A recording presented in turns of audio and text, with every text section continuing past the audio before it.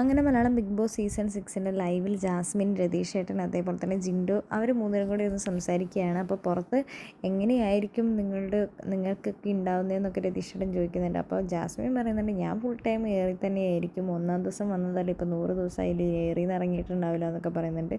ആ, എന്നെ പറത്താൻ നോക്കിയിട്ടുണ്ടാവും എന്നൊക്കെ ജിൻഡോ കാക്ക പറഞ്ഞിട്ടുണ്ട്.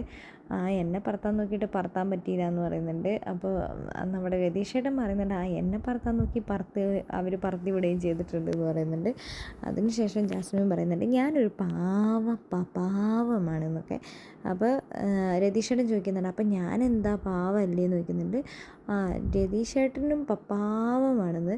അപ്പോൾ രതീഷേട്ടൻ പറയുന്നുണ്ട്, എനിക്ക് ഈ കേൾക്കുമ്പോൾ ഫസ്റ്റാണ് എനിക്ക് ഓർമ്മ വരുന്നത് ജാൻമണി എന്നെ എന്ന് പറഞ്ഞാൽ ആ ഭായാണ് എനിക്ക് ഓർമ്മ വരുന്നത്. എന്തോ ഒരു ഭായാണ് ഞാൻ കേട്ടിട്ടുള്ളത്. അതൊക്കെ കേൾക്കേണ്ട ആവശ്യം എന്തായിരുന്നു എന്ന് ഞാൻ പുറത്തിറങ്ങിയിട്ട് ആലോചിച്ചിട്ടുണ്ടായിരുന്നു എന്നൊക്കെ രതീഷേട്ടൻ പറയുന്നുണ്ട്.